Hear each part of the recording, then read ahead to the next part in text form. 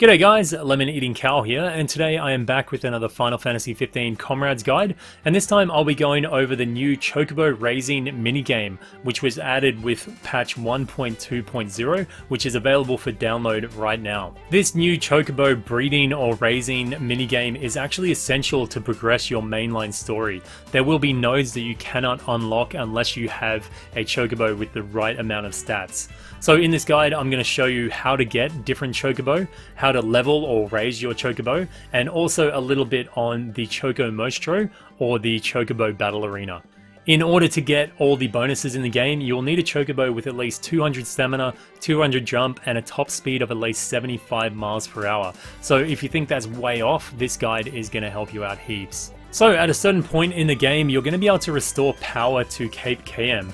At this point, you can go up to the elevator and there will be an option to go up to the stables. If you go up here, you'll be able to see that you can now raise your Chocobos. Initially, you'll only be able to see one Chocobo, which is that black Chocobo, but in order to unlock extra Chocobos, all you have to do is go down to your mission list, and you'll notice that some of the missions have a little Chocobo graphic next to it, a little 8-bit Chocobo emoji type of thing. As long as you can finish the quest, there will be a chance that you will get a Chocobo at the end of it. It will be of a random level and a random color as well. The color doesn't impact things too much, but it will be important later on when you're going into the Choco Mostro. You'll want a pretty well balanced team here for the Choco Mostro. As far as any correlation between the difficulty or the level of the quest and the level and the type of the Chocobo, I haven't really noticed any patterns here, and in fact the best Chocobo I've got, which is a level 99 with all the best stats you can get, actually came from a level 29 quest. So I don't believe there's any correlation between difficulty and the type of Chocobo you will get. So once you've managed to get your hands on a few Chocobos, we're going to head up to the stables and we're going to have a look at exactly how you level these things up. Unfortunately, this takes a little bit of know-how and a lot of luck, but we're going to have a look into it and make your chances the best possible. Once you're in the stable menu, you can choose any of these Chocobos and you'll be brought to the training screen. Now once here, it's a good idea to press triangle as soon as you can and have a look at the potential or the motivations behind this bird. So pressing that button brings up a little bit of a description of how the bird is going, its motivations or its potential. So this one here says this bird roosts at the top of the pecking order. It appears to possess incredible attributes. So what you're looking for here, most of the time it'll say a message like they're not really motivated, or they're not that standoutish, or something along those lines. But what you're looking for is words here like incredible attributes, or top of the pecking order, or this has sensational abilities, or something along the lines. You want a very positive thing here. It's not a very good idea to waste a lot of time and energy on a bird that has a very bland description. You want to try and get ones with a really good description. This not only impacts their stat growth, but also affects the amount they'll get injured and also the chance of a spark of motivation or inspiration. So looking at the stats on the bottom right hand side of the screen, we can see a little bit of similarities here between the weapon forging or the weapon upgrading and the Chocobo Raising. So you'll see under the stats, maybe one or multiple stats, they will have a bar underneath it, and as long as it has a bar underneath it, it means that you have to get this up to a certain number, a minimum number, in order for that Chocobo to level up and get an increase in that level threshold or that level bracket. If you don't notice a bar under the Chocobo's level, it means that it will cap out at the right hand side number. But if you do notice a bar underneath the level, it means that you can reach certain stats and then upgrade this Chocobo, and it will gain 10 extra levels each time you do this. So the one we're looking at now has a base level of level 50, but it can go up to level 60, and it has bars under stamina and jump. So this means that I will need to get the Chocobo up to level 60, I will need to get its stamina up to a certain point and its jump up to a certain point, so it can then progress above level 60. And the way you level your Chocobo is by choosing one of these options on the left hand side. Each one of these options, no matter what it is, will progress your Chocobo's level by 1. So you can basically think of it like having 10 moves per level bracket to satisfy the requirements of the stats with the bars below them. Even moves like rest, which don't actually give you stats, will take a level or give you a level, and that will take off one of your moves. The first three course options here will level up your stamina, jump and speed respectively, with overall giving you stats in each one of them.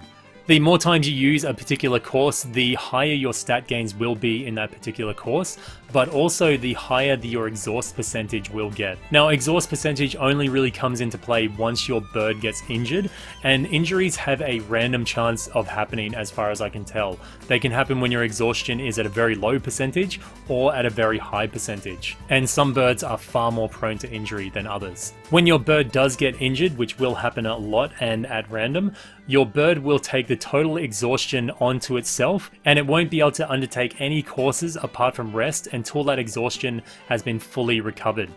So each time you choose the rest option, it will take care of 20% of that exhaustion, and sometimes when you get to the lower ends of exhaustion, even if it's not fully gone, it's not 0%, it sometimes will recover from the injury. So if you manage to use overall say 5 or 6 times in a row and you get exhaustion all the way up to 100% and then your bird gets injured, then you'll have to sit out for at least 4 turns and your bird will gain 4 levels in that time. So that's 4 moves that you've missed out on basically. Luckily, there is also some other random modifiers that are positive. Sometimes your bird can be pleased with its performance and its exhaustion will go down automatically, as well as your bird can get a glint in its eye or a spark of inspiration, and next time you undertake this certain course that it tells you that it has been inspired to do, you will get a massive gain in that particular course. So for Chocobo leveling, it's all about managing risk and reward.